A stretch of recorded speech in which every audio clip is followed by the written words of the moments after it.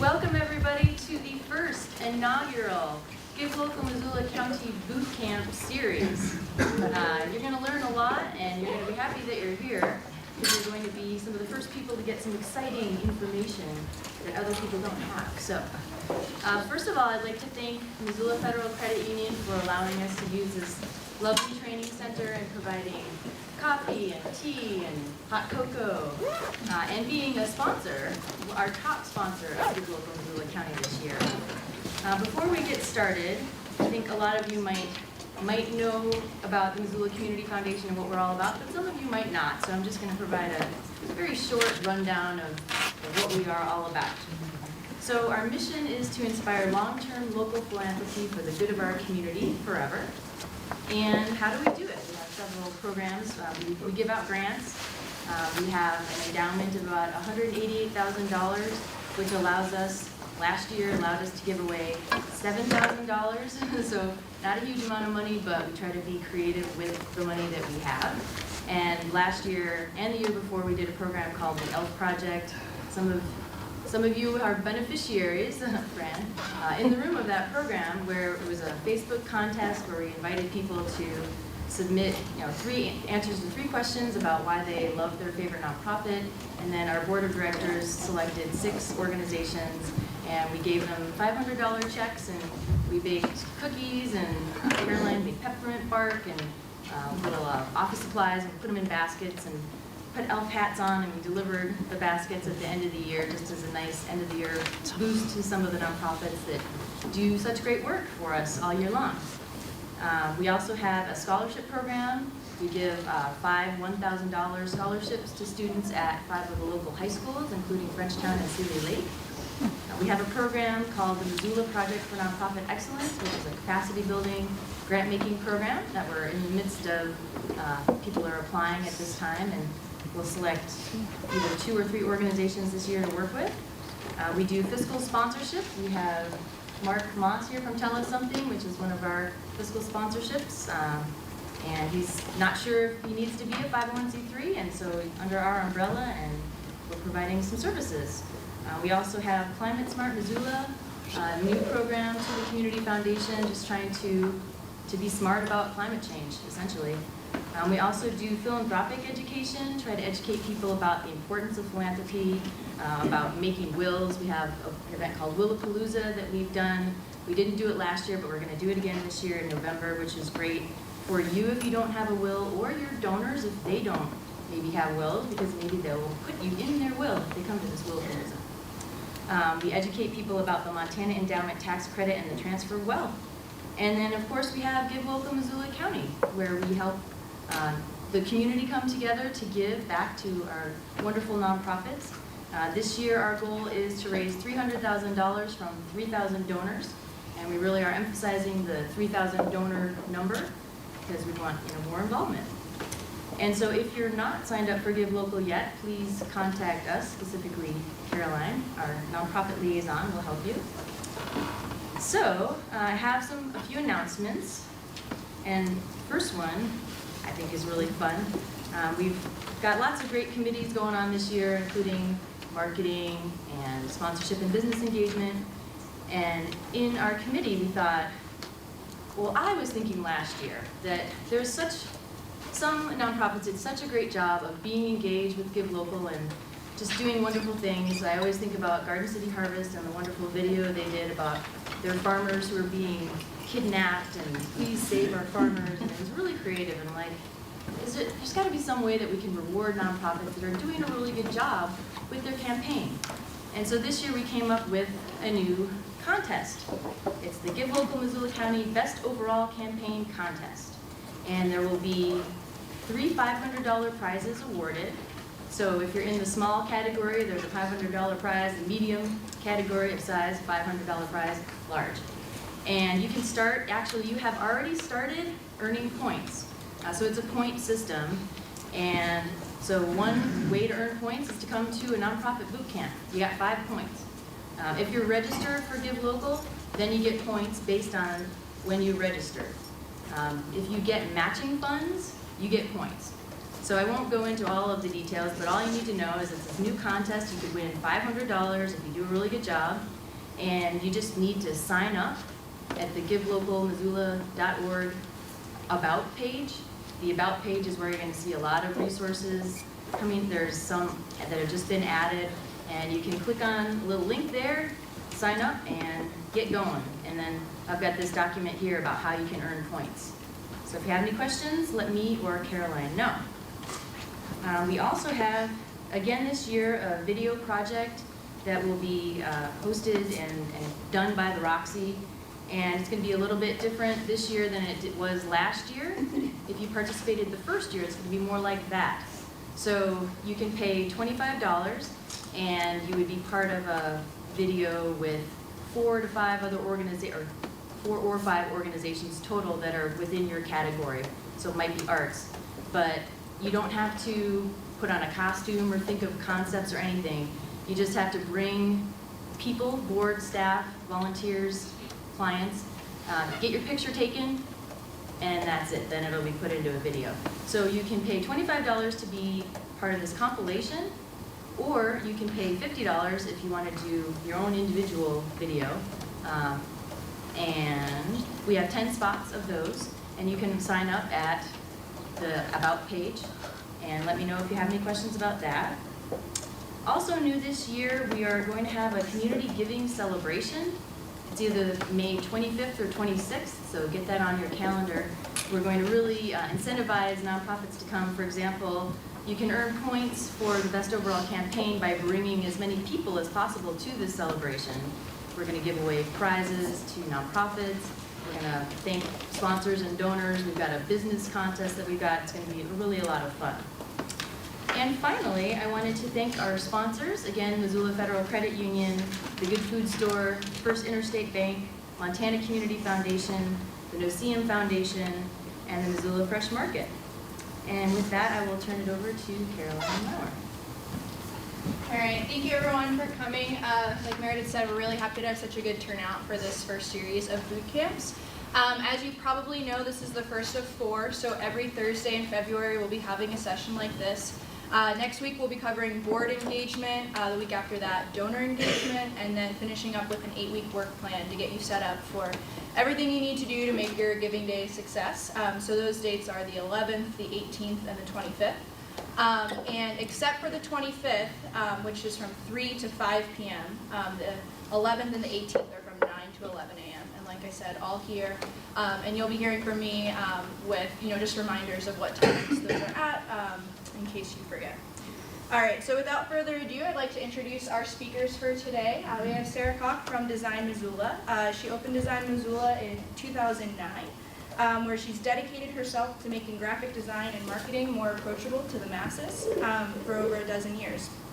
She's been working with companies from the startup side to large corporations. She's also a Missoula Insectarium board member and a co-founder of the local women's business group No Safe Sallies. She graduated with a Bachelor of Science from the Art Institute of Pittsburgh and took some time learning the ropes in Vegas and San Francisco before moving back to Montana. And she and her happy corgi, Corky, did I get that right? Yeah. Okay. Enjoy Montana together, spending time with their nieces and nephews. Then we have Emily Lawson, who graduated from Montana State University with a BFA in graphic design. She worked at Newhouse Design in Bozeman while in school, and now she works as a freelance designer here, as well as a couple of other things in town like most of us Missoulians do.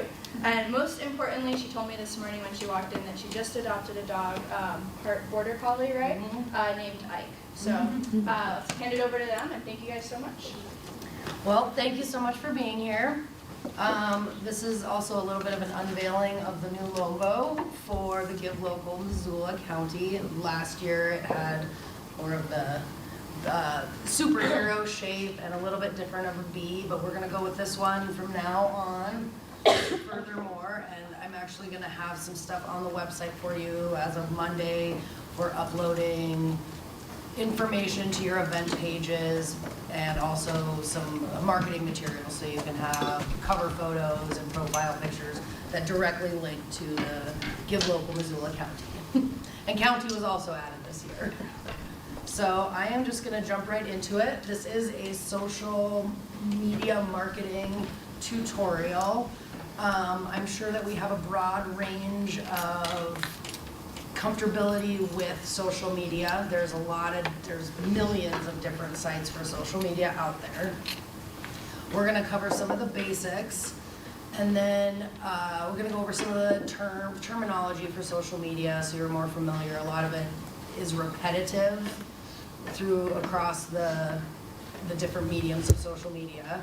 So I can get you comfortable with that, and then I'm gonna focus on Facebook because it is the top dog out there. My grandma's on it, my nieces and nephews are on it. It's just a really great broad spectrum, and you can really get your name out there via Facebook, but I also will go over some others. And before that, I'm gonna play a video for you to get you a little bit inspired. And so you can kick back, drink your coffee, and watch a little TED Talk.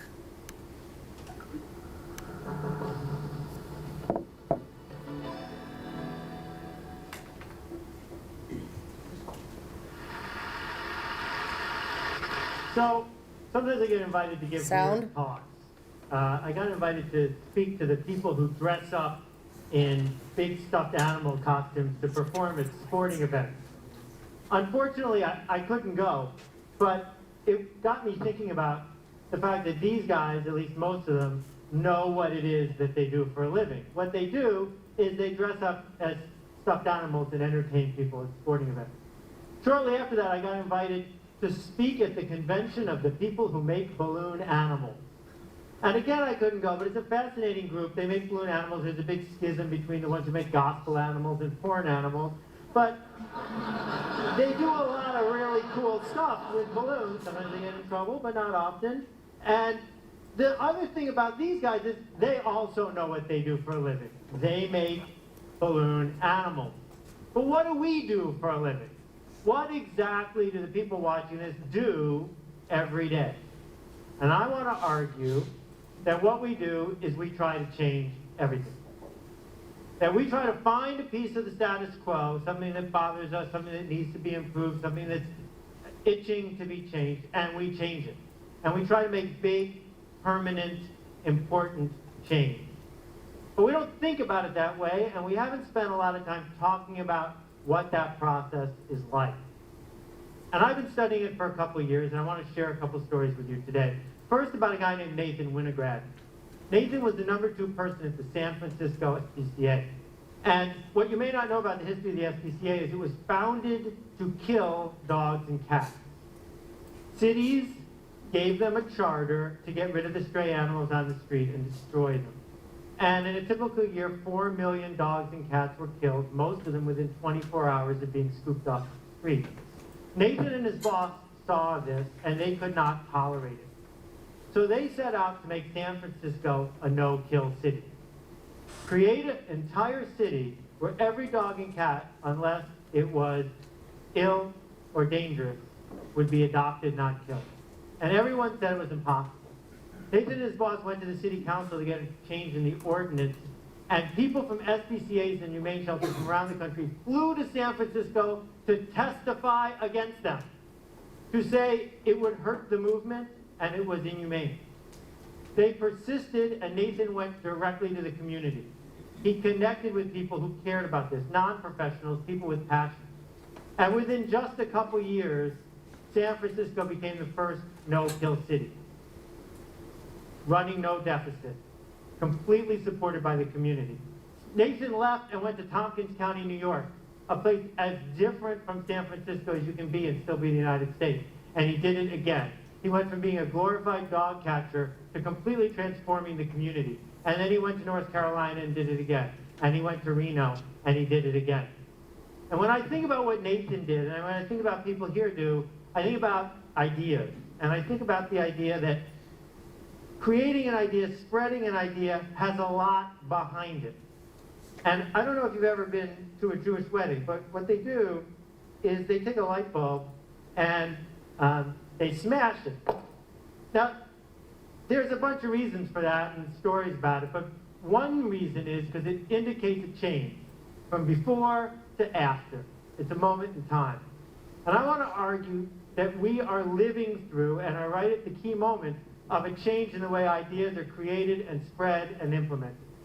We started with the factory idea, that you could change the whole world if you had an efficient factory that could churn out change. We then went to the TV idea that said if you had a big enough mouthpiece, if you could get on TV enough times, if you could buy enough ads, you could win. And now we're in this new model of leadership, where the way we make change is not by using money or power to lever a system, but by leading. So let me talk about the 3 cycles. The first one is the factory cycle. Henry Ford comes up with a really cool idea. It enables him to hire men who used to get paid 50 cents a day and pay him $5 a day because he's got an efficient enough factory. Well, with that sort of advantage, you can churn out a lot of cars. You can make a lot of change. You can get roads built. You can change the fabric of an entire country.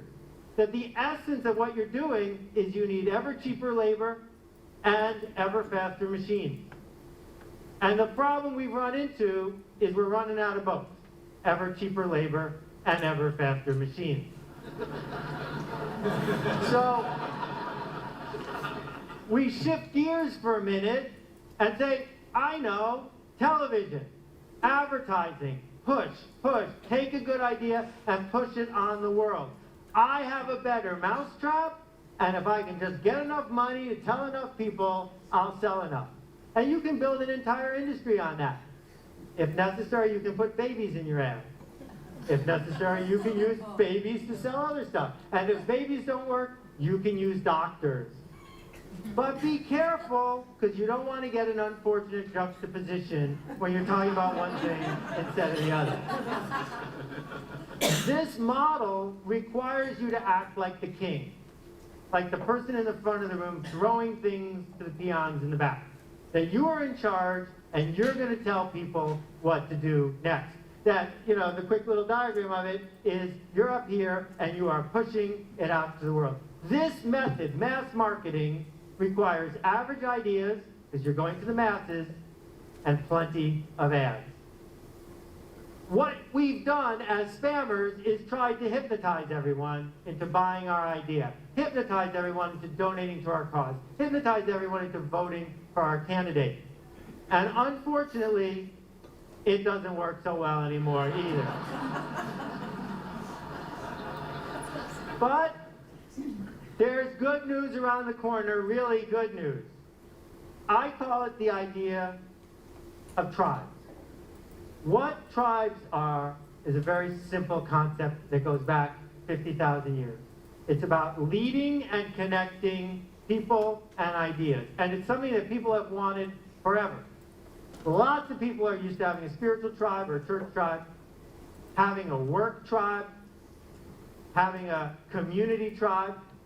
But now, thanks to the internet, thanks to the explosion of mass media, thanks to a lot of other things that are bubbling through our society around the world, tribes are everywhere. The internet was supposed to homogenize everyone by connecting us all. Instead, what it's allowed is silos of interest. So you got the red hat ladies over here, you got the red hat triathletes over there. You got the organized armies over here, you got the disorganized rebels over here. You got people in white hats making food and people in white hats sailing boats.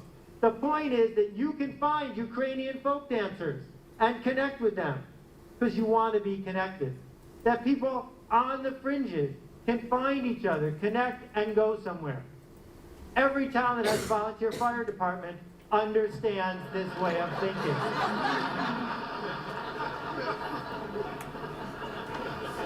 Now, it turns out this is a legitimate, non-photoshopped photo. People I know who are firemen told me that this is not uncommon, and that what firemen do to train sometimes is they take a house that's going to be torn down and they burn it down instead and practice putting it out, but they always stop and take a picture.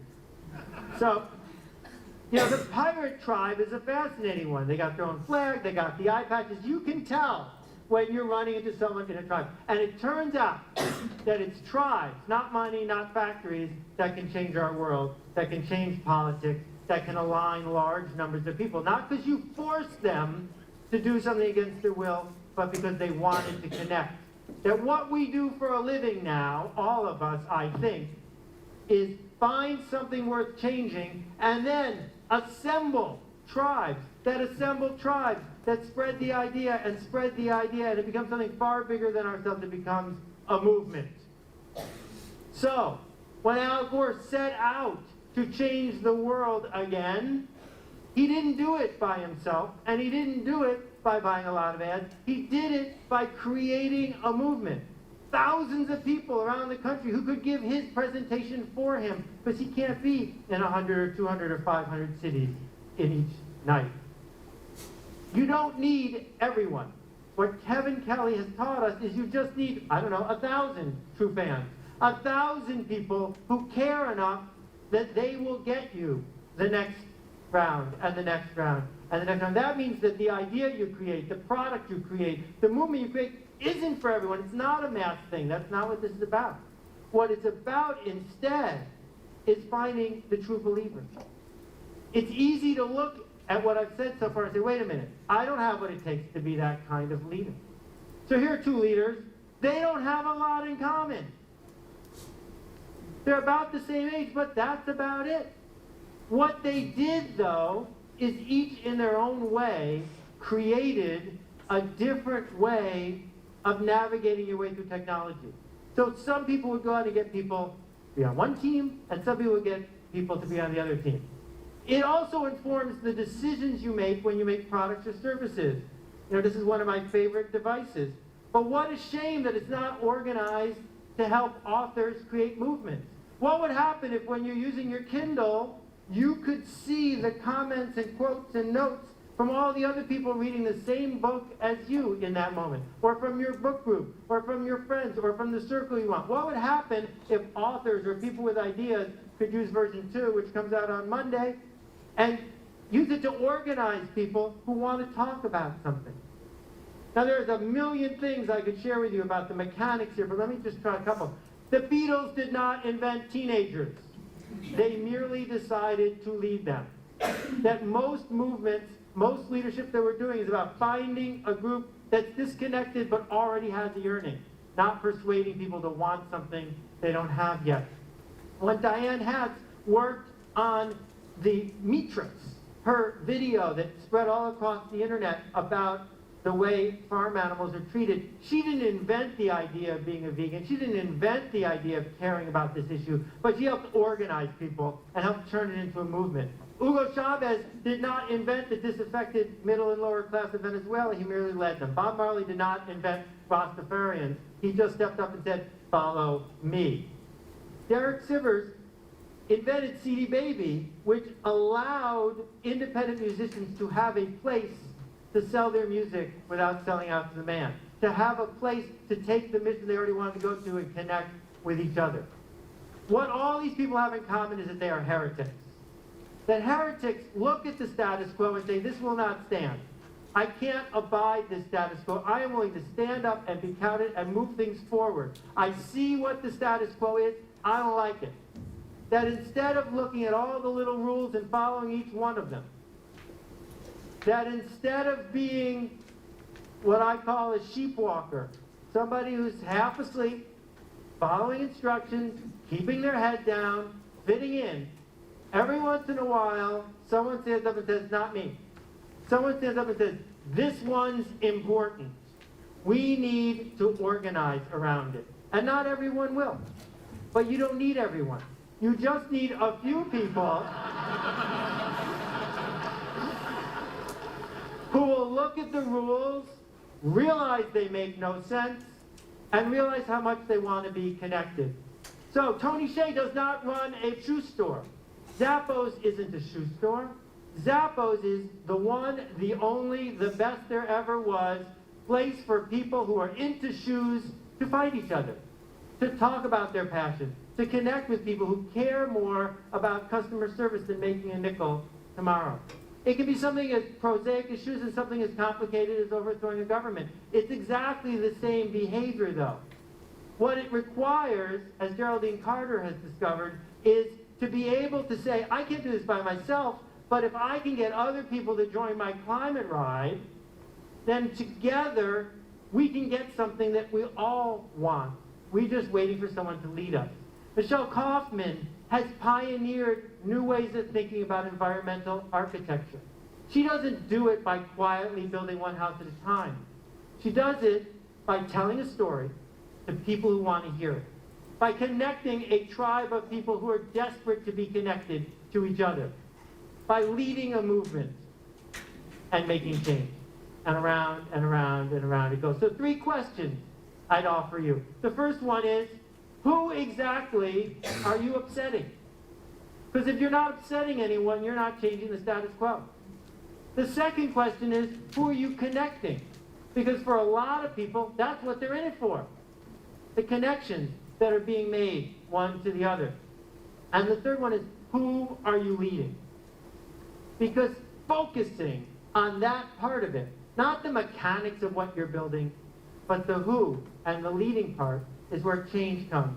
So, Blake at Tom's Shoes had a very simple idea. What would happen if every time someone bought a pair of these shoes, I gave exactly the same pair to someone who doesn't even own a pair of shoes? This is not the story of how you get shelf space at Neiman Marcus. It's a story of a product that tells a story. And as you walk around with this remarkable pair of shoes and someone says, what are those? You get to tell the story on Blake's behalf, on behalf of the people who got the shoes. And suddenly it's not 1 pair of shoes or 100 pairs of shoes, it's tens of thousands of pairs of shoes. My friend Red Maxwell has spent the last 10 years fighting against juvenile diabetes. Not fighting the organization that's fighting it, fighting with them, leading them, connecting them, challenging the status quo because it's important to him. And the people he surrounds himself with need the connection. They need the leadership. It makes a difference. You don't need permission from people to lead them. But in case you do, here it is. They're waiting, we're waiting for you to show us where to go next. So here's what leaders have in common. The first thing is they challenge the status quo. They challenge what's currently there. The second thing is they build a culture, a secret language, a 7-second handshake, a way of knowing that you're in or out. They have curiosity about the people in the tribe, curiosity about outsiders. They're asking questions. They connect people to one another. Do you know what people want more than anything? They want to be missed. They want to be missed the day they don't show up. They want to be missed when they're gone. And tribe leaders can do that.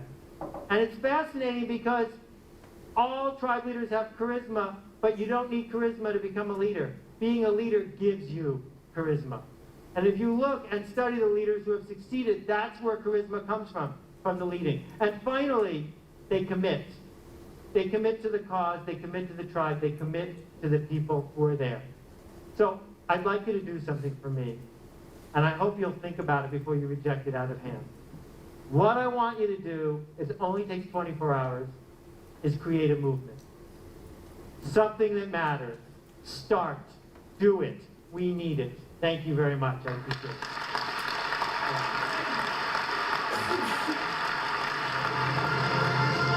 Okay, and so the reason that I played that was because he is a far better speaker than I am, and just for some inspiration, the idea of it, and then now we're going to go into the mechanics of how to start your movements, how to get out there to get viral. Viral is a term that is, it's not something that you can necessarily create. It's something that happens on its own, but there are definite ways to make things more clickable, more shareable, more retweetable, and that's what we're gonna kind of get into right now.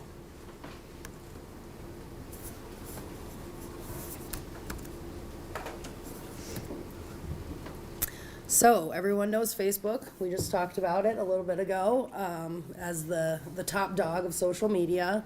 It has 1 billion or 1.5 billion active users. That's a huge amount. We'll get into Facebook more detailed later. We're definitely going to focus on it. We're gonna at the end of the presentation, we're actually going to ask you to create an event page for the Give Local Day. If you need help doing that, we'll walk around and do that with you. And that is a Facebook function. Instagram, I'm sure you're familiar with. If you're not, it's a photo sharing application. You can, it's only photos. So Facebook has photos and articles, and you can comment and do stuff. You can comment on people's photos, but it's strictly a photo application. And it's got 300 million users, which is quite a few. Twitter, real-time social network. What's nice about it is it's basically a news feed you can plug into. It's super quick. People retweet it. I would suggest posting 2 to 8 times a day if you're gonna be using Twitter. It's a very interactive. People check back with it since it's such a small little micro blog. It's only 140 characters long. Each update can only be 140 characters. It's a very fast-paced, quick thing. If you're a witty, clever writer, use it. People are very drawn to that if you've got good content. LinkedIn is I don't see it as prevalent in Montana yet, but it is definitely moving up there. It is the Facebook for business. So instead of seeing a lot of baby pictures and pet pictures, you see articles about the industry that you're in based on your friends that you have in LinkedIn and what they're putting in. It's great. I would suggest having one for every business, specifically for finding interns, finding employees, getting your message out there. It's really business Facebook, and it's very, very valuable. And it's just as easy to use as Facebook is. This one too, it's really great for influencers. So if you have some content that's original that you've written that you can put out there, and a lot of donors, they'll notice that content and start a conversation on a private message. Stuff like that is very worth your time. Snapchat, I would say it's predominantly younger participants, but it is exploding right now. I have a lot of friends that use it that are in my age demographic, my peer group. I don't use it personally. I have, it's just not necessarily for me. But if you've got a young audience, they're already using it, you might as well get your name out there. You take pictures, and they are called snaps. They're only available for the user for a certain amount of seconds that you dictate. And then you can put them together and kind of tell a story. So if I took, throughout my day, I got up in the morning and took a picture of myself getting ready, and then my car when I'm going to work, and then my work day, and then what I did after work, happy hour, whatever. You string them all together and you're like, this was my day. So for the Give Local day, if you recorded that and sent it out every couple of hours to a younger audience or the audience that is on Snapchat, people are going to be like, oh yes, I forgot that this was happening today. Oh, that donor lounge looks like a ton of fun. I'm going to just go stop by, support, whatever. It's another way of showing what you're doing to the masses. Now we're going to go over some terminology, and what I did to find all these definitions was I copied and pasted right off of the internet. I Googled social media terminology. I found the top 2 sites were super great. They had an alphabet at the top. You could click on any letter that you wanted for the crowdsourcing. I clicked on C and then read what it was about. So if you are hearing language that you don't understand, if you're reading stuff online about Facebook, about posts, go to Google, type in social media terminology, and be familiar with it. So, a tag. Now this started with the @ if you put in the @ symbol in front of somebody's name, their profile will be linked to what you are talking about. So if you said, I had a great day with Missoula Community Foundation, their Facebook page, their Twitter, whatever site that you're posting on will be connected to them. So a reader could be like, oh, what is this Missoula Community Foundation they're speaking of? Click it, and they're automatically linked to the next site. And then a mention is the exact same thing, but that's Twitter terminology. So there's going to be a lot of overlapping terms, a tag, a mention. You just have to start becoming literate in social media terminology to know the difference or the similarities in different terms. So, a hashtag is something that can be used on both Facebook and on Twitter. It started with Twitter. Facebook adapted it, I believe, in 2013. It's a way of grouping stuff together. So if you're speaking of Give Local that specific day, you hashtag it, and every conversation that we're all having about it, every post that we put, every article, every photograph is all gonna be in one area under a hashtag. So you'd click on the hashtag and see everybody's stuff. I'm sure most of you are pretty familiar with it, but if you aren't and you're seeing it online, I suggest click on the hashtag and do some looking around. Just poke around, play with it. Did you have anything else to add on that one? Yeah, I think especially on Instagram, it's important to use those, and you'll see when you do hashtag and say you put Give Local, you'll see that there are some of those groups that have millions of posts from that hashtag, and so you can also reach all of those people, so they're important to use. Oh, and that brings up another point. Using multiple hashtags. So you do Give Local Missoula, and that's going to do a very specific group. But then you can also say hashtag charity, and then you're going to get a huge group that's seeing that as well. So I would only go 2, 3, 4 hashtags. I think people get a little bit crazy with them, and they don't necessarily mean anything. Just because you put a hashtag and a sentence behind it doesn't mean that it's going anywhere. So do it wisely. Yeah, I usually use 2 or 3 tops. Yeah. And so hashtags create trending topics, which you will see on the side of your Facebook page. So when multiple people in a day, so in the next couple of months, when we're hashtagging Give Local Missoula, there's a strong possibility that it will end up at the top of somebody's Facebook page. They don't know anything about it. Oh, what's this trending topic? I've seen it for a couple of days. Click on it, more exposure. Now, a follower and a friend are basically the same thing. A friend is on Facebook. It's somebody that you are friends with as your group. Everyone should know if about friending on Facebook.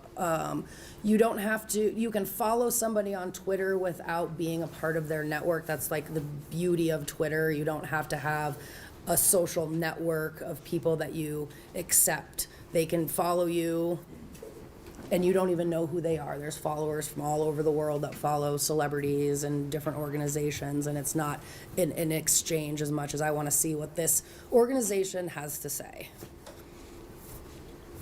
A share and a retweet are very similar. If you see an article on Facebook that's super interesting and you share it, it's the same as when you see a tweet that is an article or just a great quote, something like that, and you want to share or retweet it. It goes out to the people that follow you, that are friends on your Facebook.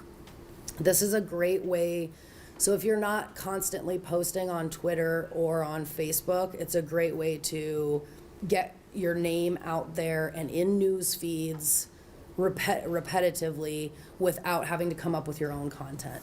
And I would suggest only sharing strong content, credible content, good pictures, and that sort of thing. You don't want to just share for the sake of sharing.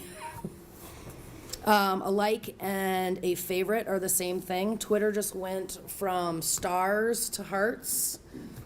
I don't know exactly why, but they changed it up. I love that. They like to do it. keep you on your toes.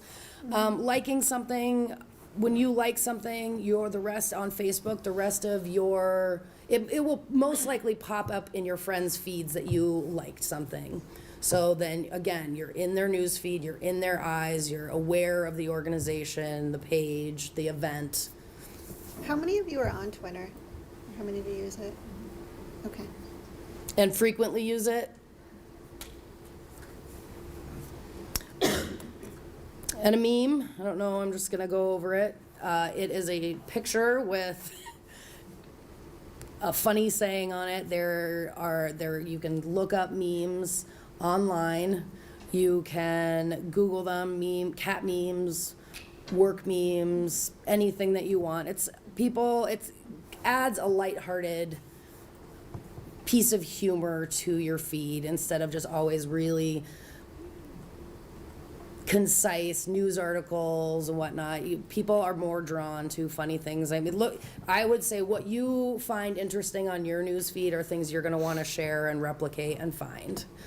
And there also are meme creators. So if you thought of something that's really funny, and you want to put it on a picture, there's hundreds of sites where you can create your own memes, save them, and upload them to anything that you want. The next section is knowing your audience in these different social media sites. You want to make sure that you're targeting the right people. I got these from the Pew Institute and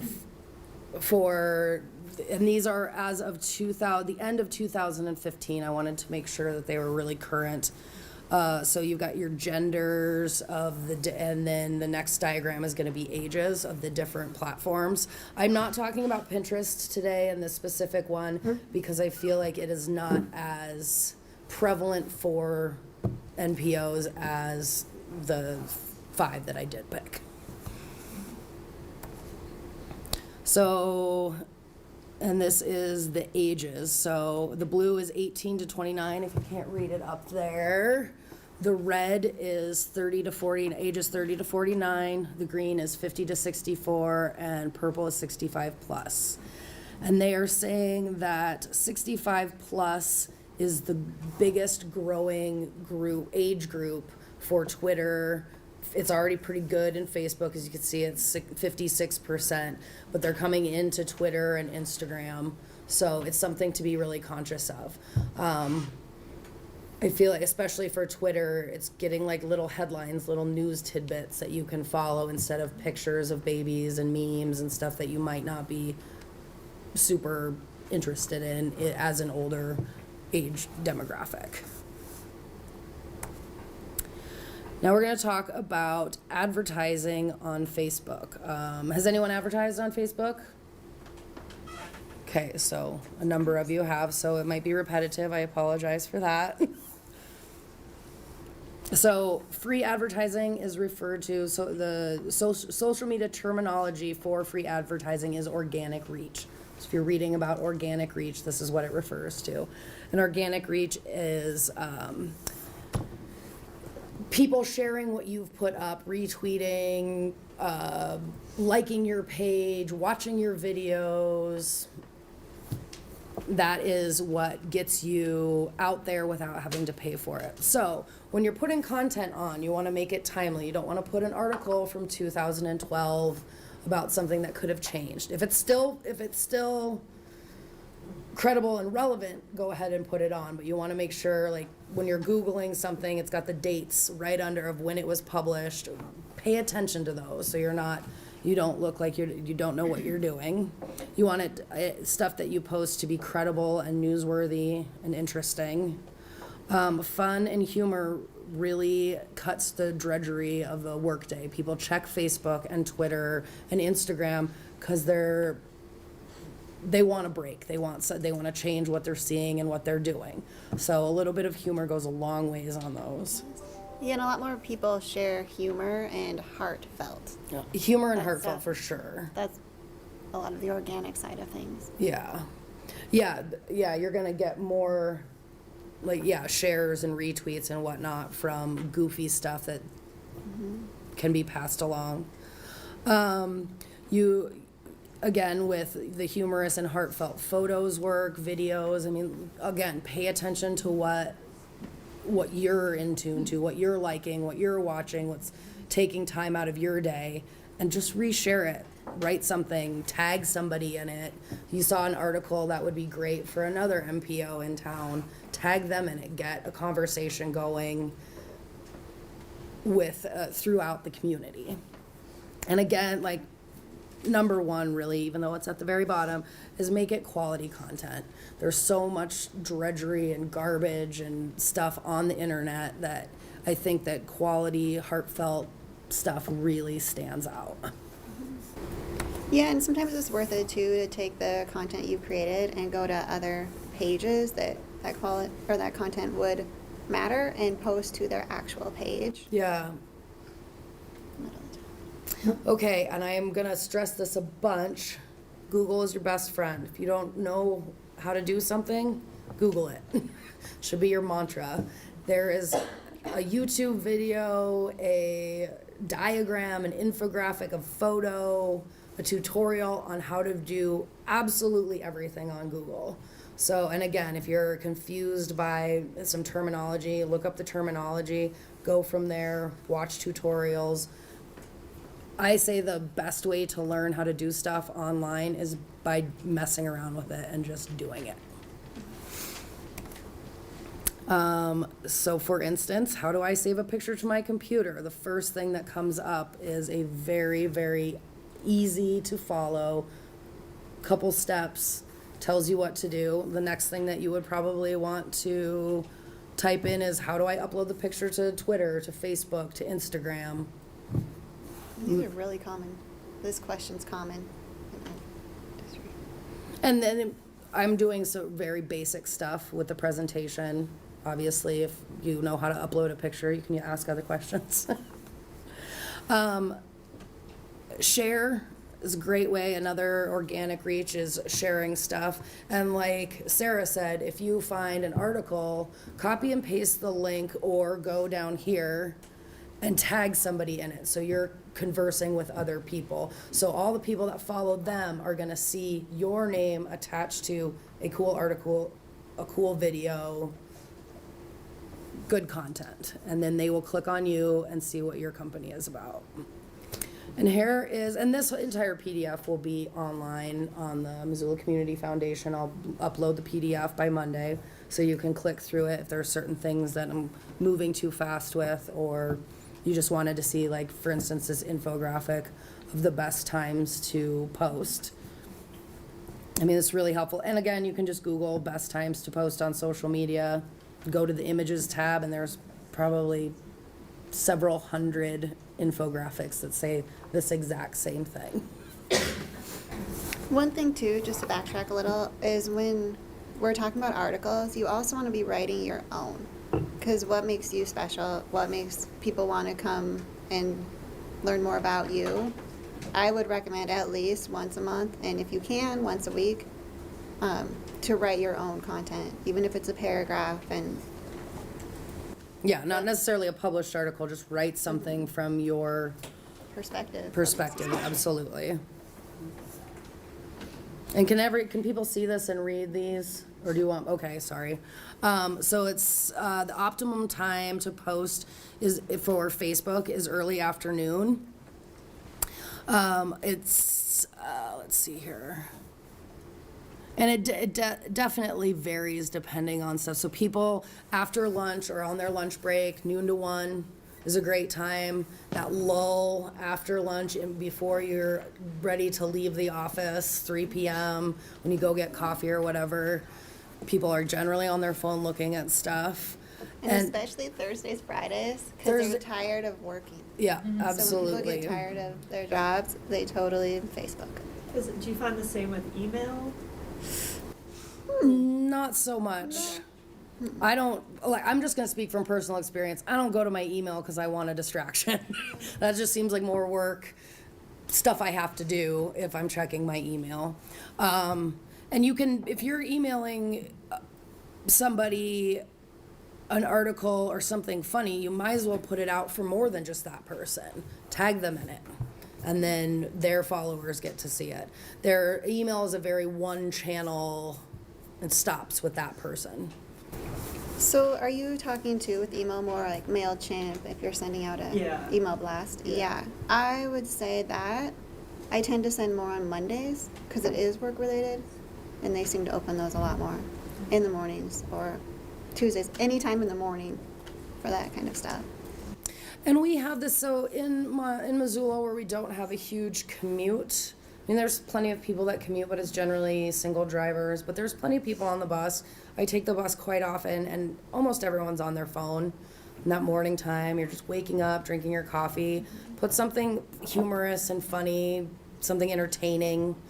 First thing in the morning, you might not want to read statistics on charity and the benefits of giving. You want something lighthearted. They recommend tweeting 2 to 8 times a day. Let's see, this was really difficult to read. I apologize for that. The highest amount of retweets is at 5 p.m. And I'm sorry, I can't read the noon and 6. Oh, you get the highest amount of clicks and retweets. So people clicking in and looking at links at noon and at 5 p.m. and for some reason, noon and 6 p.m. And for some reason, 5 p.m. is the time to retweet. And this is all based on, again, just data that each individual social media site has compiled and put out to the public. LinkedIn, let's see. I'm actually going to pull up a different infographic that's easier to read. I'll do that at the end because this one is just really difficult. Sarah sent me one. It's just a different format. So I'll That pull one that we'll up. give to Meredith too. Well, she has it, so that can be she'll on share the. it. Okay, invest in quality graphic design for your avatar. And I would say personally, if it's a business, keep it the same or similar, change the colors so people recognize it. So you're not so you go from your logo to a picture of your building, it's going to throw people off. They're not going to have the correlation to it. So keeping consistent pictures, go ahead and change the colors, change the type, do little things, but I would say you want recognition for your organization more than you want constant change. What you want to change is your cover photo, which is the large one, and I will get into content creation a little bit later on the sizes and how to find stuff and how to present it, because you do have this area. You don't want to put your type in here. But I will get into that content creation later. Change your cover photo every so often. It shows up in the news feed.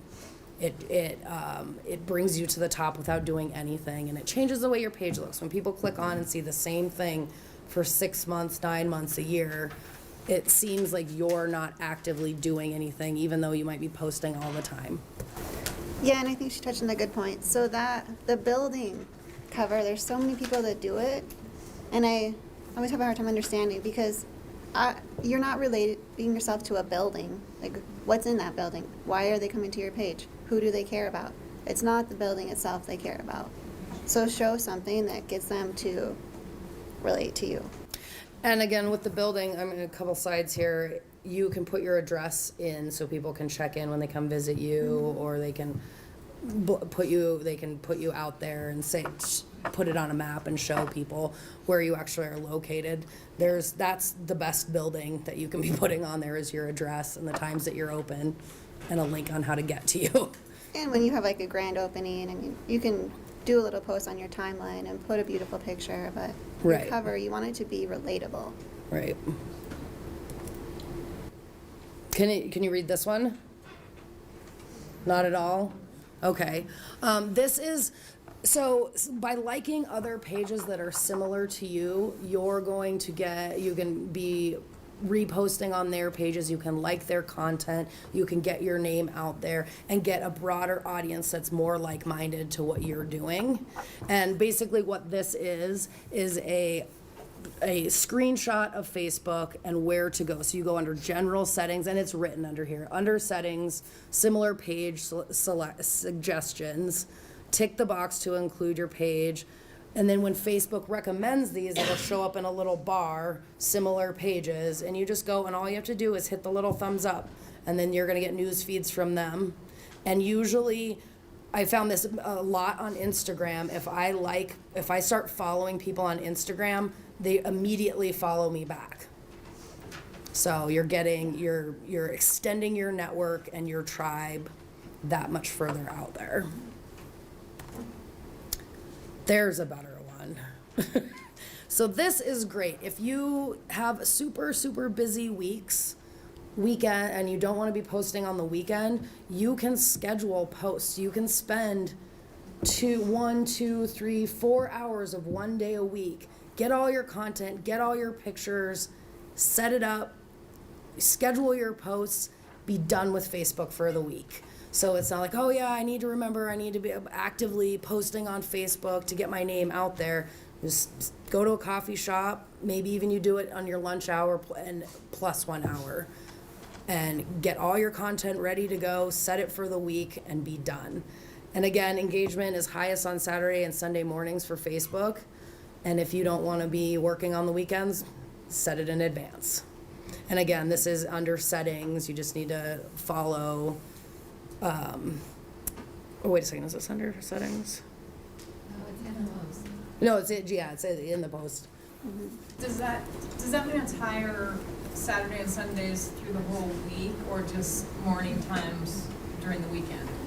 Morning times during the weekend. That's the highest trafficked time for Facebook. I know I usually wake up on Saturday and Sundays mornings and lay in bed and flick through and read things. It's kind of so I don't have to get up and go straight to work. So I get up and read stuff. There's kind of it depends who you're talking to, because then Thursday, Fridays, they also say are just because people are tired of working. So I would say it's the best if you really want to keep up on Facebook and you know that you're going to forget to do it throughout the week. Spend that time on Sunday night, Monday morning, and just do it for the week. in the infographic that Meredith will share online, it has for each social media platform, it has ideas on figuring out how to find out when your actual target market is on that platform. So there's different tools you can use if you want to dive that far in. You got a question in the back? Yeah. Could you speak up when you talk? I'll Yes. look back here, kind of. Sorry. Well, I'm deaf. Yeah. Thank you. And then again, you want to have more than one administrator for your Facebook page. You don't want to have one person completely in control of it, lose that person and not know what the heck's going on, and drop your active engagement. Your followers will notice it. You'll just be out of sight and out of mind. So you always want to have a couple of people doing it, and you get when you have a couple of different administrators, you get different perspective. These people might be more attracted to memes and funny stuff, and you might be more attracted to articles and stats, and so you're sharing a variety of things based on different perspective, different age groups, all that stuff. This way I talked about earlier, there's nothing that drives me more nuts than small town social media that doesn't put their address, their hours, their location. That's what the internet is for. People go on to find out where you are, what times you're open. That's so key to being available when people need to find you.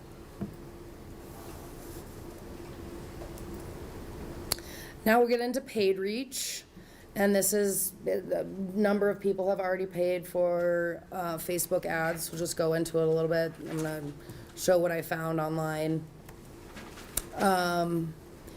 Choosing an objective, it seems like with the Facebook ads, there is a great way to narrow down your audience. There's a million tools within the creation of the ad to really get to your target audience, and there's a million different. You can spend tons and tons, millions of dollars on advertising, or you could spend a very tiny amount. You can pay per click, or you can pay by the hour or by the time, the day. So we'll get into that. So again, you want to choose your objective. I would suggest definitely post engagements, page likes, video views, and then event boosting for what you're doing. Unless you have a super outstanding website with tons of information, then you're going to want to do a click to a website, something like that. So you really need to find out what your objective is, and then start with picking a good objective for your campaign. And then this again, you're targeting your audience. So you're going from what you've decided you want people to pay attention to, and now you really get to narrow in on what they like. I was setting up some mock ads last night for a business that I book for, and I was doing all different types of music, age groups. And it's a bar. I book music for a bar, so I was even typing in the names of liquors that people might have liked on Facebook for some reason, but it will get out to them. And I narrowed it down. My target audience got to between 480 people to 2,000 people, which in Missoula, that's a huge amount of people, and it's very generalized. So I'm not sending my grandma an ad to come and to a dance club. And she lives in South Dakota too. When you're narrowing your target audience for this, the one time, I haven't actually posted, somebody just showed me, but we couldn't figure out, I guess, what words to use to target the audience, because it seems like there's predefined. If you start, yeah, I noticed that too. There are some predefined ones based on, because I was doing it through the bar that I work for, and so it already had a few based on what I was posting under. So you just start, there's actually a text bar underneath it. You just click in there and start typing things like, who would you want to target first off? Like, what keyword would you want? Well, like for people, to get people to go to the farmer's market or something. Right, so organic food, farmers, or farmers market. Let's see, once you type in, say you type in organic food, it's gonna populate a list that has organic food on it, and then it's gonna have a bunch of other ones, and you click on those, and then you're like, okay, well, now I wanna do markets or local farmers. You type in local farmers, and then another list of populated related items will come up, and you can click through those. And so it's really like, it's almost so user-friendly, it uses you. So you can, once you start typing in keywords, it's gonna populate a lot for you, and you can click those. Does that answer your question? Yes, I think Okay. so. And then is there a way to reach people who follow, if I want to reach people who are following the food bank's Yep. Facebook page? Yep, Can I reach them with these ads? Yep. Or absolutely. how does that work?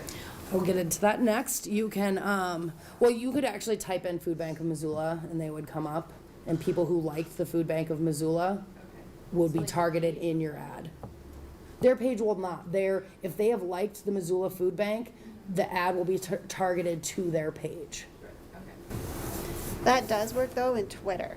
So Twitter ads, you can select which groups you want to target specifically, and it does go automatically to their followers. And then, again, this is it gives you this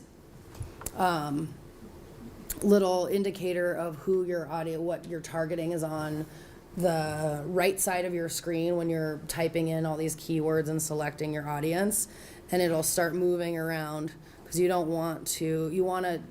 definitely want to target, in Missoula, a smaller group of people than a broad range. Like, I think the first question is, how many miles from Missoula center do you want to go out? So do you want to go full Missoula County? Are we going to do 10, 15, 20 miles? Do you want it statewide? Something that you decide. And then narrow your search from there, and the meter will start moving. And you will see who exactly you're targeting. And again, like I said, less is more. And I feel like your dollars are better when you're targeting a fewer amount of people. And then you can also, you can create your own list. So if you have a work email list of people that you want to specifically target with your ad, you've got donors for the Give Local Missoula. You've got them already in a list on your Gmail, your Yahoo, your Hotmail, whatever it is. There is a way to download that list, and you've got to do it through a CSV or a TXT format, which might sound a little scary, but it's very, very easy to do. And then you load it. It takes about 30 minutes to upload. But once it's uploaded, you can save that as a selected audience if you want to do it again at some point, so it's already there. And your ad will only go to the people whose information that you've put in. Do those emails have to be, if someone doesn't log into Facebook with their work email and that's the email you have, does it still translate correctly? I doubt it. I think it would need to be, and you can use phone numbers, addresses, and some other customer data, so you don't necessarily have to do it. And I believe that you can create your own list and then do some other targeted stuff. So you don't just have to do an email list. So like you said, if you have the wrong email, it's a wasted advertisement for that person. So just to follow up on that, so if I'm hearing you correctly, it's possible to take your donor list and export it, import it, right? Correct. And it will target, and you're talking specific to Facebook. Specific to Facebook, Does yes. Twitter have the possibilities of that as well?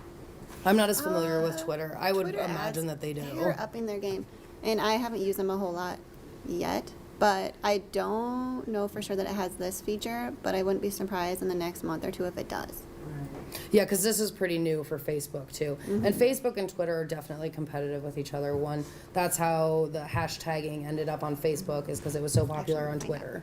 So, And then Twitter's also thinking of expanding the number of characters, correct? correct. Yes. But what's great is you can say, I read this great article, and put a link in. So the 140 characters, you can move around that. Well, I like the 140. I'm actually concerned that all of a sudden Twitter's going to expand to be just a replication of Facebook. Right. Yeah, it's nice, my little micro blog. Mm-hmm. Was there another question? So when you do the upload of emails, you mentioned Gmail, but does it do for like Outlook and others, or is it certain? All of them. So what you have to do, and so I've got these question marks right here for the CSV and TXT format. And we are going to go to Google, our best friend, and type in how to export a CSV file of email addresses. And it will, and you say, so you're using Gmail or you're using Hotmail, you type in email addresses on Hotmail, and it'll give you step-by-step directions. Because what you're gonna do is go into your mail server and then follow a pathway through Gmail to export a CSV or TXT file, and that's just computer code. So so Facebook can easily read through all these addresses. It's just coding language, and you're just having Gmail do the work for you and uploading it to Facebook. So a super simple process. I just had to transfer over a bunch of my emails from my work computer to on an online mail server, and I did this exact same thing. I hadn't been familiar with it, and I followed a super simple tutorial off of Google. It was done in a matter of seconds. The same thing in MailChimp or Constant Contact. You can easily export those to CSV file and use those. And Twitter now has that option. I just looked it up. Just for those you can two. do it. You can import the emails into Twitter ads now. And here you've got, this is back one in the audience. Create your new audience is one of the files that you create from your email. And then the next one, it's got a MailChimp custom audience. So that's already put in there. Yep. Sweet. I was just going to ask you if you knew how the pricing is based. Is it per email address then? I am going to play, I'm not going to reinvent the wheel. I'm going to play a Facebook video that explains how they price it. I don't need to give you 10 slides and describe how to do it when they can do it well for me. So that's coming up really soon. And I know a couple of years ago, the theory was to go ahead and put a post up and let it get as big of an organic reach as you could before you boosted it, and then boost it with the ad so that your money is going further. Is that still what we want to do? Try to get that organic reach as big as possible and then add to it? Absolutely. If you can create organic reach and make something, or put content on that goes viral. That's your best ad. Like, why pay for it? I find it's like, I work at another place where we post ads when we're doing a contest or we're running a special. We're doing something that people, it's not gonna get shared that much because it's advertising. So that's another way to look at it too. Try to share it with your friends, see if they share it. If they're not, go ahead and boost it or turn it into an ad.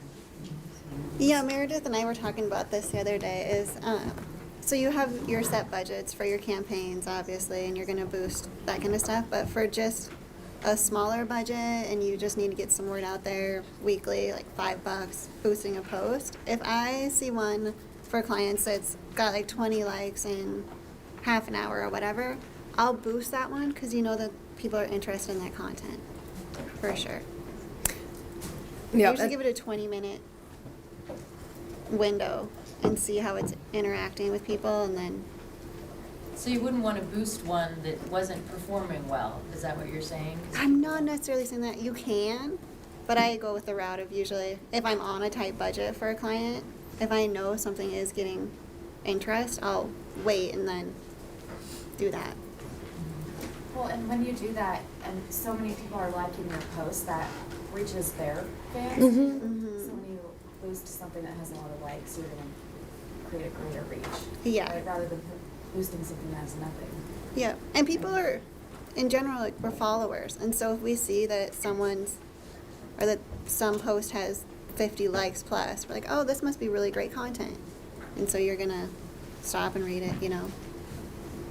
I saw a question in the back. Yeah, I've just struggled understanding the difference between boosting and ads. Like, is it essentially the same thing? They are essentially the same thing. With an ad creation, you've got a specific thing in mind. Say you're running a contest or you're running a promotion. We'll just talk business terms. So you're running a promotion. So you create the ad. You take pictures of the things you're running a promotion on. You put a video on why this thing is so great. You're creating an actual ad. If you have a post, like you want to boost an event, I already have an events page. It got a bunch of likes. I want it to have a broader reach. I boost that post, which is an event. Or I think that's probably the best example is like the event. Right, but like the function in Facebook as a platform, does a boost go, can you specify it the same as an ad, or is a boost just kind of using a network to like expand the reach? You can specify it. Yep. Facebook is great. It's super user friendly. You don't have to pay for anything until the very, very, very last page. You can mess around with absolutely everything. It calculates your costs. You don't have to, you're not going to pay for an ad and be like, oh, I just sent that all over the United States to millions of people and it's going to cost me $80. You really get to see what you're doing before you commit to it. So, and I would say, again, all things on the computer, the best way to learn about them is poke around, mess around, upload pictures, see if they're pixelated, just mess around in the computer. Spend time figuring it out. And if all else fails, Google. Is there a question over here? I just had a quick one. Are we going to talk about the event part? Yes, we were actually going to go through and create an event. If you brought your laptop, or you can just follow along and watch, or watch your neighbor, we're going to create an event. This is just One of my questions is I create a lot of events for my nonprofit and different things. And so I'll post a picture or something like that in the events, or like a poll or things like that in the actual events page. Does that just go out to the people who have clicked they're interested or going, or does that go out to additional people? Because a lot of times I'll then recreate a post in my main page about that event that like tags where the event's going to be or anything like that, so that it's in the event page and on our main page. Is that the best way? yes. To do that? Yes. Yeah, it's kind of a pain in the butt, but yes, Yeah. right now, that's the best way. Yeah, to go. you have to click into the event to see everything that's in it. It doesn't just come up as the whole event, everything that's in it. You have to click in, and you can say you're interested in an event without even going inside the page. Right. So And then you'll get those posts every time I upload upload a picture or. Yeah. something like that. You're popping up in If you know timelines. You're already doing the event where that post ends up going out there in cyberspace. I believe that there's enough repetition in Facebook that people are used to it. They're not super, unless you're just spamming and there's tons and tons of the same posts constantly. People see things a couple of times like, oh yeah, this person's trying to get it out there. They're not, it's not offensive. Okay, but it is, put it in the event and put it on your overall page. Yep. Okay. I like, Always when you're I like to also change the cover page, the big picture on my Facebook page to the event page when I'm posting it, so you have visual repetition there again too. Cool. Any other questions? I have one question on paid advertising or boosting your posts. I was at a conference where the social media person suggested that once you start paying to boost your posts, your organic posts don't go as far because of some sort of Facebook algorithm to try to get you to pay more money. And I was wondering if you'd heard anything about that or if there's... I haven't, but I'm not shocked. I'm not either, but I think that's just in general. Your organic ones just don't hit as many people anymore because they, in general, want you Because to there's pay so more. much Yeah, boosted. and I don't think it has anything really to do with the fact that you boosted one post. It's just, in general, your organic just doesn't hit as many people. Well, I feel like you could always write something like, I think us as a community, as a tribe, like he said, sharing this around with like-minded people. This is why I'm putting it on Facebook right now. Please help by sharing with somebody that, or tagging somebody that you know would be interested in it. Like, there's nothing wrong with asking people to share and like, and I would do it in a heartfelt way instead of like, please like and share. Because everything says please like and share. Like, give a reason behind why you want somebody to like and share it, I would say. Thanks. Oh, Skip this part. and then visual interest to your ad. You can add up to 6 pictures. You can add videos. Always have a good headline, short, succinct, obvious as to what it is, and then put some humor in there. Grab the attention. When I'm looking at an ad and the text is super, super long and it's obviously copied and pasted out of somewhere, I generally don't read it. I like things, but I'm talking for my own personal web surfing experience. I'm part of the generation that doesn't read full articles. If I'm not getting what I want in the first paragraph, I don't go on. Yeah. And I think there's a lot of people out there that do that. The internet has trained us to do that.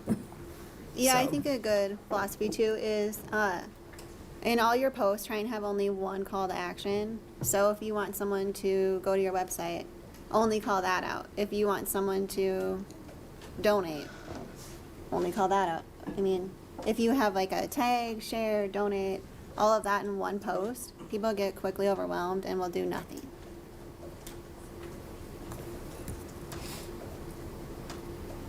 And then there's a lot of metrics. So once you start experimenting with your ads, you can go into the ad manager in Facebook for Business site. You can go into the ad manager and you can download very specific metrics on who your audience is reaching, what time of day it's happening. So once you start, like I said, experimenting with the ad and then you download some of the statistics, you're going to start seeing some patterns and you can compare and decide, like, is my money best spent in the morning, in the evening, gender specific, age specific, where am I going, what's working? And they print off really nice. So you pick all these, what you want to know for your statistics, and then it populates a nice chart, a graph, bunch of information, all super easy to read. So if you like looking at stats, it's not overwhelming at all. And then I will do the price. I'm gonna, like I said, let Facebook explain their pricing. It's just gonna be easier on everyone. With Facebook ads, you're always in control of your budget Oh, sorry. and how much you spend on ads. When you run a Facebook ad, you can reach people based on who they are and what interests them. For you, it's a great opportunity to reach people who will be interested in your business. But there are other businesses on Facebook who want to reach those people too. We want people to have a great experience on Facebook, so we limit the number of ads they see. So when you run an ad, you're taking part in an auction to reach them. It works like this.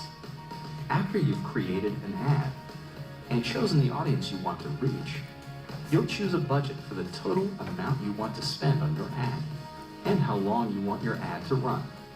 By default, we'll optimize your ad to reach people who are likely to be interested and take action. This is the bidding part of the auction.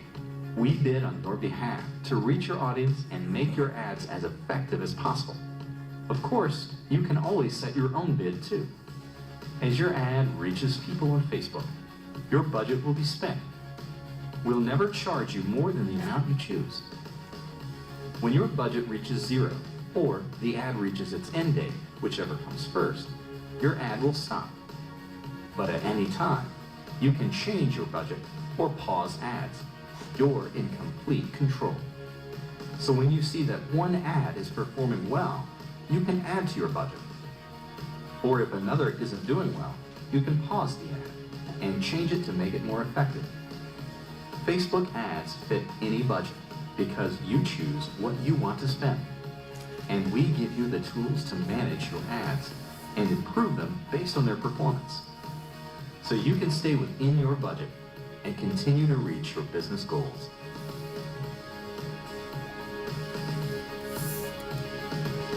I apologize, I played the wrong video. In this short video, you'll learn about ad budgeting and bidding and how it affects the cost of your ads. As you build your ad, you can set a daily or lifetime budget. Just choose how much you want to spend. You can set a daily budget or a budget for the lifetime of the ad. If you choose the per day option, your ad will pause when your daily budget is spent. Your ad will resume when your budget resets the next day. With the lifetime budget option, your ad will run continuously until the budget is spent. With the schedule option, you can choose to run your ad continuously or set a start and end date. As you make adjustments to your budget, we'll give you an estimate of how many people your ad may reach. By default, we'll optimize your ad based on what you want to accomplish.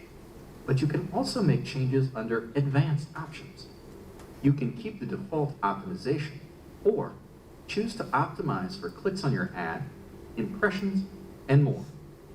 Under pricing, you can leave the default selection and we'll try to serve your ad at the best possible price based on your targeting option. This is the easiest option for a lot of advertisers because we'll make your ad as effective as possible automatically. Or you can manually set your price for a specific action, like an ad click. You are in control. And at any time, you can change your daily or lifetime budget. Just click the arrow in the top right of your page and select Manage Ads. Just go to the ad set level of your ad. Move your pointer over the budget column and click the pencil. Enter a new daily or lifetime amount and click Save. If you'd like to learn more about bidding, visit facebook.com/business/learn.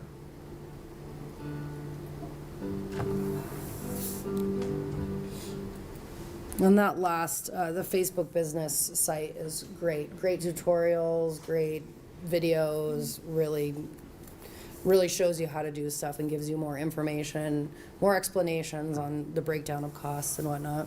Can you talk a little bit about the difference between impressions and clicks? Because I know that when I first started doing that, that was very confusing, and there might be people out here who want to know about that. Absolutely, and you can correct me if I'm wrong. From what I understand, an impression is how often it shows up on a Facebook page, and paying by the click is if somebody clicks on that impression.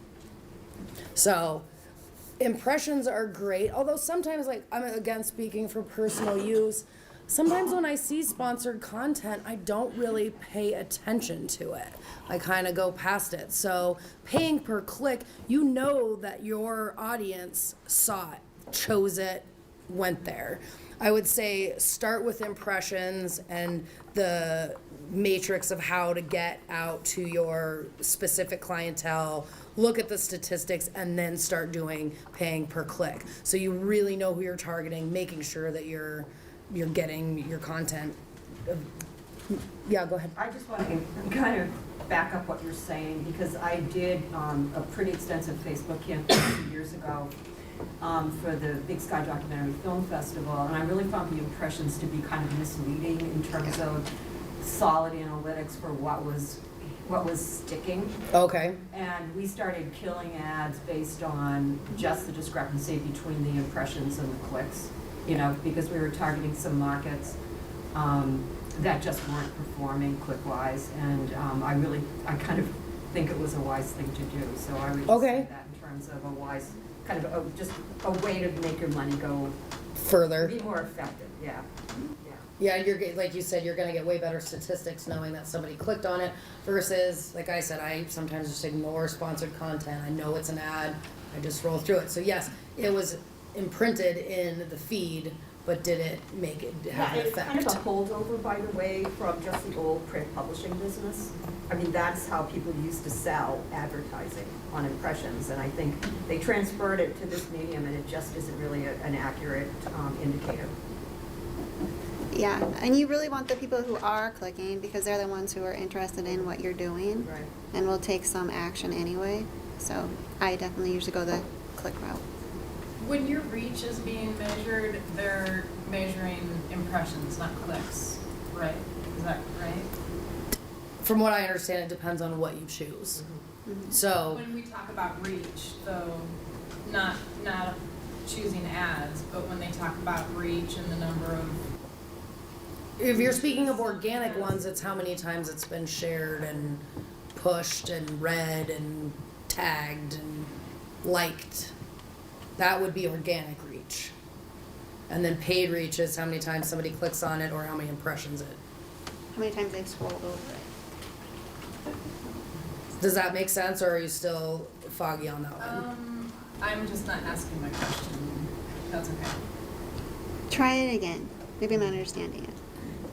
When you're looking at something that says your post reached 52 people, that's just, it was on 52 news feeds, not that it was clicked on, correct? Yes, Okay. correct. It could have, yeah, they could have clicked on it, but unless it's a post that you boosted, they're just reading it all as kind of one. Someone in the back? No? Okay.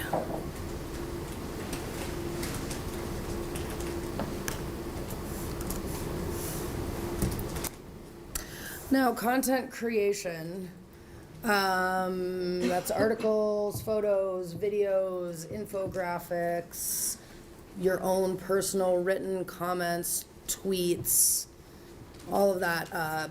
We're just gonna touch on that a little bit. I think content is key to all of this. You want super quality content. You don't want pixelated pictures. You want current events. I think if you don't have, we'll get to the pixelated pictures. I think a pixelated picture on your website, your Facebook, your profile picture gives an air of unprofessionalism. So to combat that, you can download stuff off the internet. There's all sorts of free sites to get different cover pages. You can create your own. There's a million ways to go about it, but if you don't know what to do, go to the internet and download stuff. You can, so I typed in cover photos for Facebook, and on the top you see that there's nature, quotes, flowers. Like, you can get very specific on what you're looking for. So they're high resolution, they're free, super easy to upload. Again, quality is always what you want to be going for. Do you this will be on the Missoula Community Foundation. I found this super useful when creating events, creating pages, uploading stuff. Again, there is a space right here that if you put something in, it's gonna have your headline over it. You don't want that. So we've got 315 pixels high, 228 pixels wide. You could put that into your Google search instead of putting Facebook cover photo. I mean, there's the different sizes. You can do size ranges so you're getting the right picture. And then your profile page. Again, Facebook is great. You can put a small picture in for your cover photo, and they've got an algorithm that puts it to the right size. So you don't have to have the perfect size picture, but if you're starting with this, you're in a good spot because you don't have to drag and adjust. All your type will be in it. Your image will be clear. But again, Facebook is really great about trying to configure it for you if you've got your own image or you've got your own image has the wrong dimensions.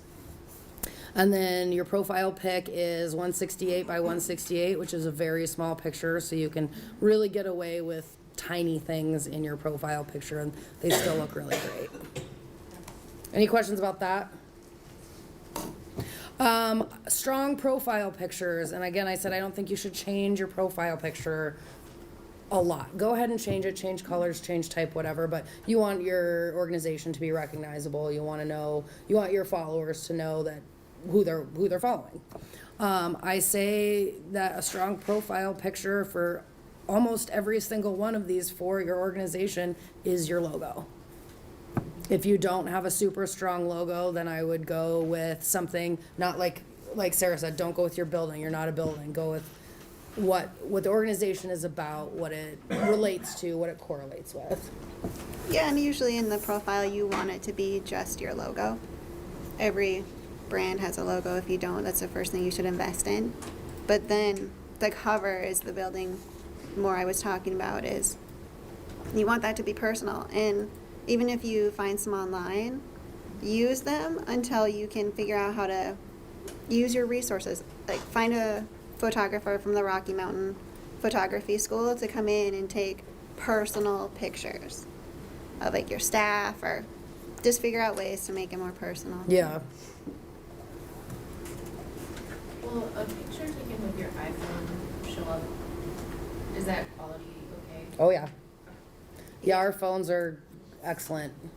Well, especially now because you can do so many effects, so you can brighten that up. And Yeah, if you say there's all sorts of photo editing apps out there, but just when you take a picture with your cell phone, you can go to the edit button and add filters. You can warm it up, you can cool it down, you can blur it out. There's 1,000 ways to change a pretty crappy picture into a decent picture, and it's plenty big to go online. This is for Instagram. I think it's really great. I would think it would be really great for NPOs to run contests on Instagram to generate interest. Also, I use Instagram as a time killer. I want to see pretty images. I don't follow people unless they've got beautiful content, generally, personally speaking. But I also follow a lot of design sites that do different photo contests or typography contests. I'm always super interested in that. I'm clicking other people's names. I'm going and following and finding new things. So I think contests are a great way.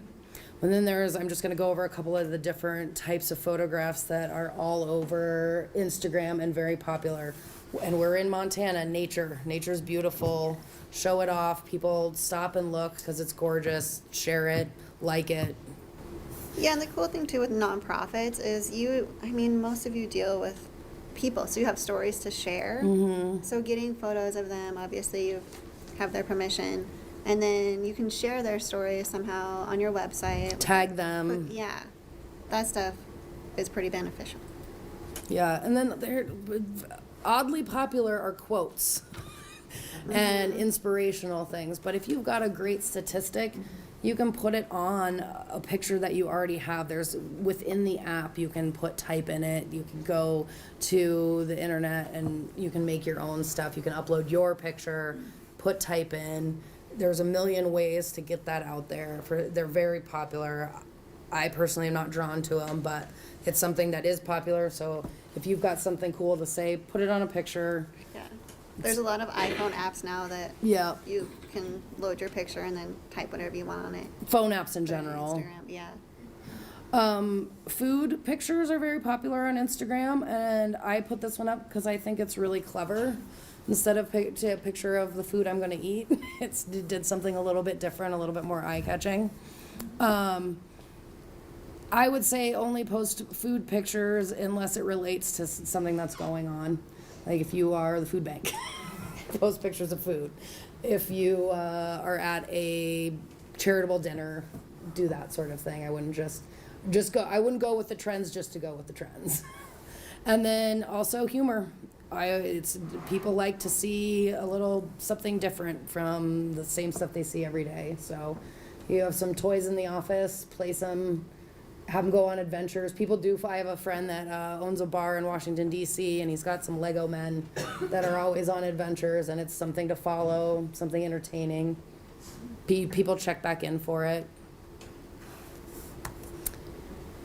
Now to Twitter.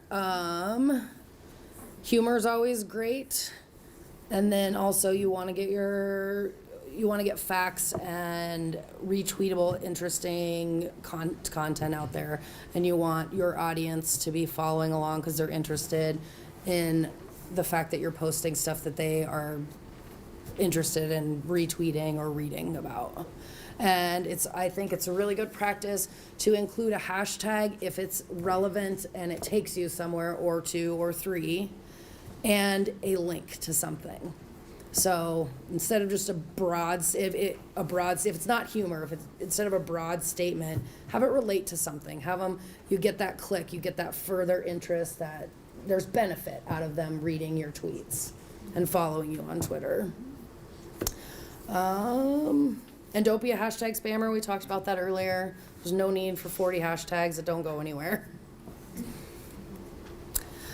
And in conclusion, we can do more questions if we have some, but in conclusion, if you take anything out of this talk, it is Google. Your best friend. You can ask it any question. You really can learn anything that you need to know. I get a lot of calls from my mom asking me different questions about computer stuff, and my first question to her is, did you Google it? Yes. If you did and you couldn't find it, did you try something different? A different question on Google. There's a million ways to ask stuff. I personally, when I Google something, I do scanning for the highlighted bold words. If we're doing, because that's usually what it's related to the question you typed in, and I read their little bio and their dates, and to see if it is relevant before clicking. Do you have anything to add? YouTube is also a fantastic resource. Yes, YouTube. We didn't talk about embedding videos, but embedding videos from YouTube, super easy. You can get the code for Twitter. You can share it. They've got the buttons right on YouTube that you can share. Yeah, and just their do-it-yourself videos. Yeah. Those are fantastic. Yeah. Now, we'll do say if anyone has any other questions, and then we were going to actually kind of walk around the room and hit specific issues. I know there's a broad range of comfortability with the internet, and you know more about Facebook ads than I do. And so if there's people that are very curious about certain things, we can go around the room and help out. Can I ask a question? Yeah. So you went over a lot of different social media avenues. What is the best way to sequence all of these promotions, in all these different social media conduits? And is there a kind of a rule as to how many people are involved in, like, say you have one campaign, and how many people are involved in promoting your campaign through all these avenues? Is it best to have fewer people all on the same page, or many people constantly, updating social media? I'll let you answer that one. You want me to tell it? Yeah. Okay. So you can use a program called Hootsuite, and there's a few out there, but that one, you can schedule out your Twitter, your LinkedIn, all of your social platforms, basically. Okay. And Hootsuite. Hootsuite, yes.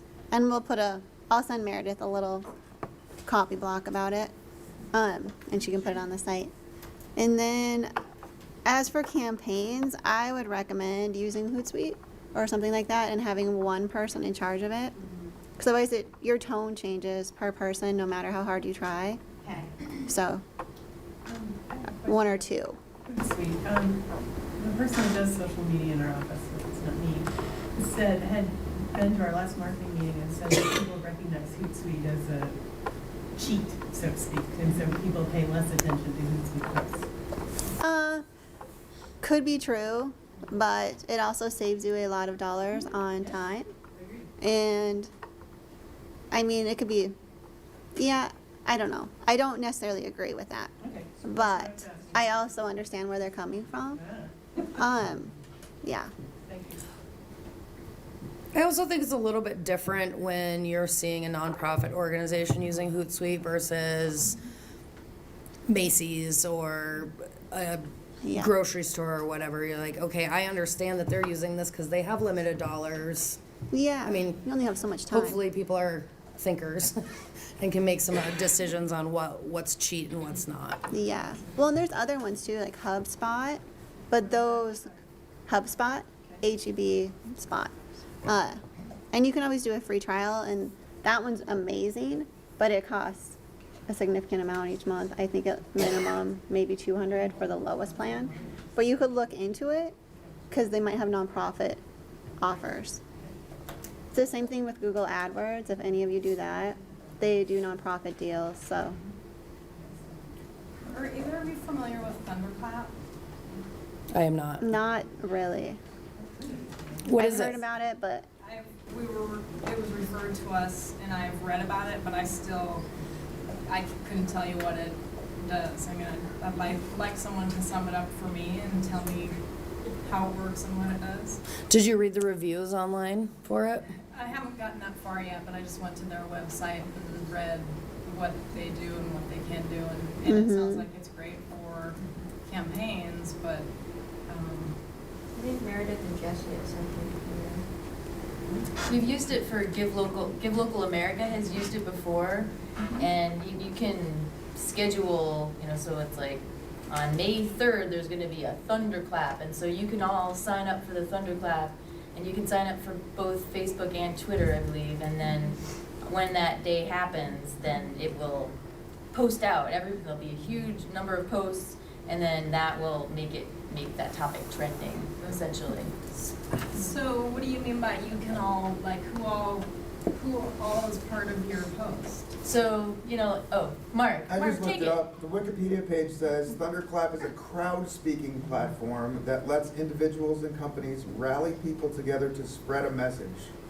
The site uses an all-or-nothing model similar to crowdfunding, such as Kickstarter, in that if the campaign does not meet its desired number of supporters in the given time frame, the organizer receives none of the donations. So did you find it useful, and would you use it again?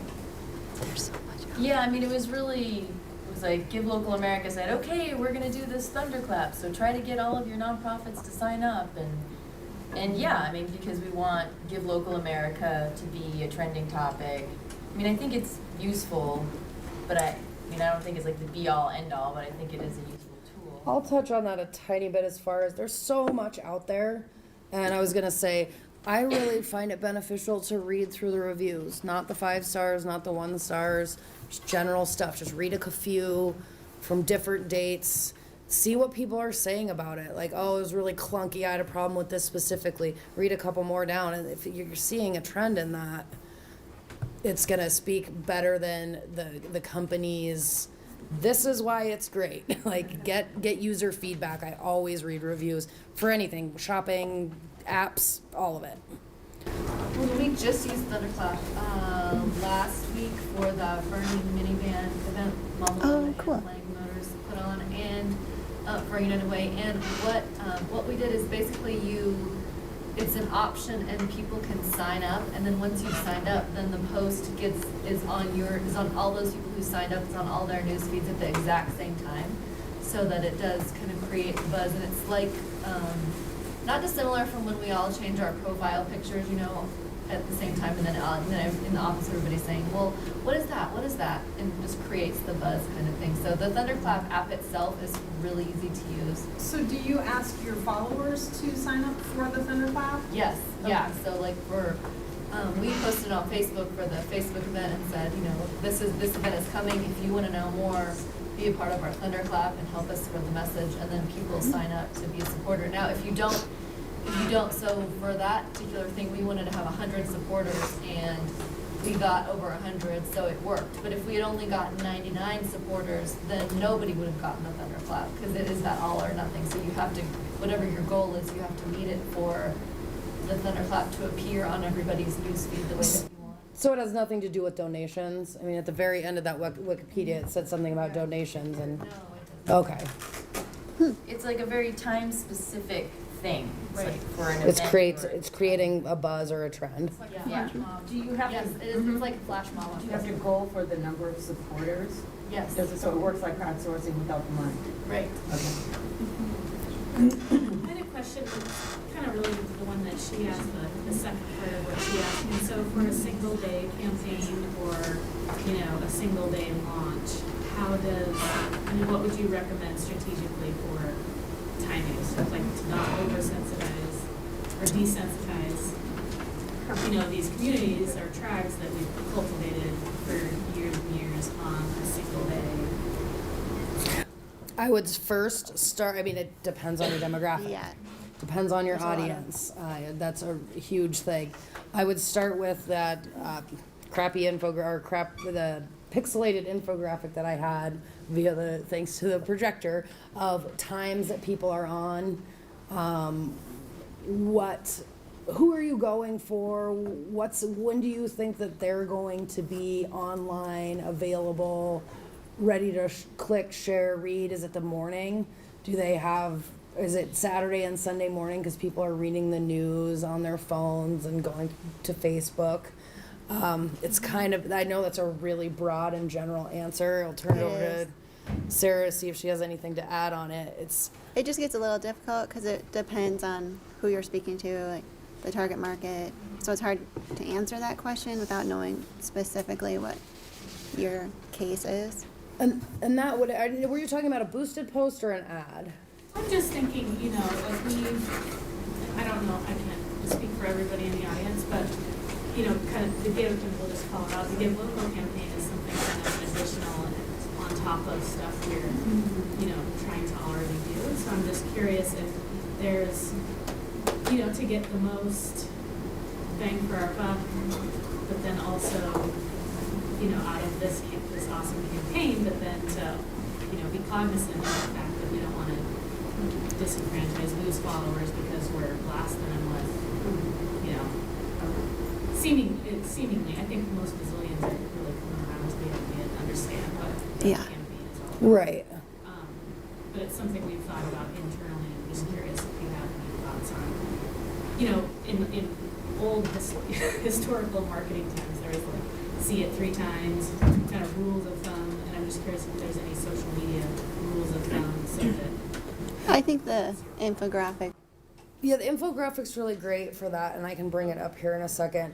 But my other thought on that was, don't necessarily always ask for something in your ad, or boost a post that's relevant, that's inspiring. Boost a video of the TED Talk Tribe video, like share that kind of stuff to get people inspired. So you're not just saying, we need your money, we need you here on this day. Get your name out there. The more shares, the more likes, the broader reach you have, the more awareness you have, the more money you're going to get in without necessarily asking for it, is kind of my thought on that. Like, so yeah, we don't want to just bombard people, give local, give local, give local. We're going to do a lot of that, but every single person or NPO doesn't have to do the exact same thing. You can generate interest and content without asking for something. Yeah. And I would say that, Oh, no, go ahead. we have this 8-week work plan boot camp coming up, and that will kind of help you map out, you know, the next 8 weeks and what you should be doing and when and how many times, and so that will help to provide some guidance for you as well. Right, like we're gonna go over how to create an event, but there's no point in advertising an event that's 86 days away. Right Like now. people Yeah. are not Yeah. going to remember it, put it in their calendar. So, oh, that's in the spring. I don't need to pay attention to that. And just a time check, it is 10:54. Oh. So I know that this ends at 11, but I would imagine that if people are able to stay Or I hands-on, or could come back for the 8-week thing and we can do events, or that's possible, yeah. I mean, or people, anyone who's really unclear on how to create an event can stick around and I can do a little walkthrough. And I'll add an additional page to this PDF with a bunch of links and explanations of what they are, so you can link into terminology to the business page of Facebook, to the infographic, all that stuff. This is going to be online, so where we can maybe share it with our team. Absolutely, absolutely. I will put my email available up on there if you have questions or whatnot. Just Yeah. like one other side note before I forget, in general, you should all be kind of watching each other's pages throughout the year and sharing each other's things, because Missoula does have a fantastic community. And so if you're sharing other nonprofits info, those people are going to like and follow their pages and stuff too. Yeah, I Just went kind of back a to that natural- slide. I'll like you if you like me. Let's Yes. work together. But just kind of make sure, like, put a little time in your week to go share some love with each other. and go comment on each other's pages as well. Mm-hmm. That's a really great point, especially with Give Local, you know, it's like everybody's kind of competing, but we're also collaborating, and, you know, people can give to multiple organizations, not just one. But just to let you all know where this information will be posted, it's givelocalmissoula.org/about. So the About page of givelocalmissoula.org is where you're gonna find all of your resources. So one-stop shop where you can sign up for the Best Overall Campaign contest, for the video contest. All of this content will be posted, so that's where you go for the info. Do we have a list of each other's organizations and their Facebook pages and what? Will be on Do we that have that? They will be on the givelocalmissoula.org leaderboard page, but I they're also not all up there yet. Googled Missoula County nonprofits when I was creating the logo, because I did a totally different logo design to see what all was out there. And there's a nice broad list with links to all you guys. And I would say if you go on there and you're not on there, find out how to get there. Now, where did you go? I Googled Missoula County nonprofits. There's a website called Make It Missoula too. Yeah, that. There's like a lot of them, which is a great resource. Yeah, so I would go to multiple sites. If you're not on it, get on it. Figure out how to get your foundation there. Any other questions? Thanks.